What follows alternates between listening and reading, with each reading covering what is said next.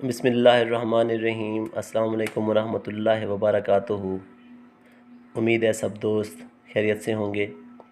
اگر آپ نے میرا یوٹیوب چینل ابھی تک سبسکرائب نہیں کیا تو کائنڈلی سبسکرائب کر لیں تاکہ ہر نئی آنے والی ویڈیو آپ کو وقت پر مل سکے۔ آج کا ٹوٹکا گردہ کے حوالے سے ہے۔ گردہ میں درد نہایت ہی تکلیف دہ ہوتا ہے، تو آج کا جو نسخہ یا ٹوٹکا ہے بنانے میں نہایت آسان ہے اور درد گردہ کا شافی علاج ہے۔ اس میں جو اجزاء شامل ہیں وہ تقریباً ہر کسی کے گھر میں موجود ہوتے ہیں، تو اس کی اجزاء آپ نوٹ فرما لیں۔ اس کے لیے آپ کو چاہیے آلو 1 پاؤ، آپ نے اس کا چھلکا اتار لینا ہے صرف، اور اس کے علاوہ آپ کو چاہیے مصری، وہ آپ نے حسب ذائقہ ملانی ہے اس میں۔ تو جو ترکیب تیاری ہے وہ آپ نوٹ فرما لیں۔